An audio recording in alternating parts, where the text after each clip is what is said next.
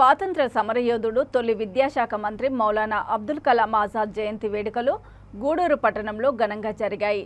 స్థానిక పాత బస్టాండు ప్రాంతంలో ఏర్పాటై ఉన్న ఆయన విగ్రహానికి ఎమ్మెల్యే వరప్రసాదరావు, స్వచ్ఛాంధ్ర సంస్థ చైర్పర్సన్ పోనాక దేవసేనమ్మ, నాయకులు పూలమాలలు వేసి నివాళులర్పించారు.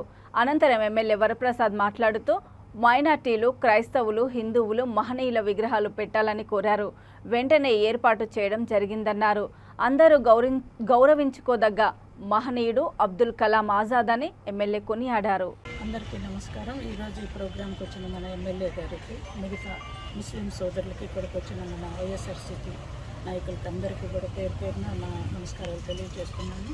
ఈరోజు కలాం గారి జన్మదినోత్సవం సందర్భంగా ఇక్కడ కలవటం, ఈ విగ్రహాలని ఏర్పాటు చేసినటువంటి మన ఎమ్మెల్యే గారికి కూడా మన గూడూరు పట్టణ ప్రజలందరి తరఫున ధన్యవాదాలు తెలియజేస్తున్నాను. చక్కగా అందరూ మహానుభావులు అందరి స్టాచ్యూస్ ఇక్కడ పెట్టి ఒక ప్రాధాన్యత ఉన్న ప్లేస్గా దీన్ని తీర్చిదిద్దిన ఎమ్మెల్యే గారికి ధన్యవాదాలు తెలియజేస్తున్నాను.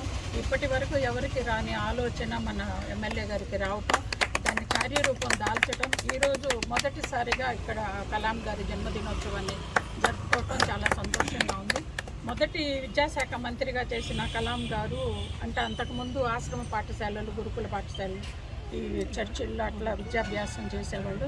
మొట్టమొదటిగా విద్యాశాఖ మంత్రి అయిన తర్వాత కలాం గారు ఈ ఓపెన్ స్కూల్స్ తీసుకురావడం ఇవన్నీ కూడా చేయడం జరిగింది. కాబట్టి ఆ మహానుభావుని ఈరోజు కలుసుకుంటూ ఆయన జన్మదినం సందర్భంగా అందరం ఇక్కడ గ్యాదర్ అయ్యి ఆయనకి నివాళులు అర్పించడం కూడా చాలా సంతోషంగా ఉంది. అదేవిధంగా రేపు జరగబోయే దీపావళికి గూడూరు పట్టణ ప్రజలందరికీ కూడా దీపావళి శుభాకాంక్షలు తెలియజేస్తున్నాను.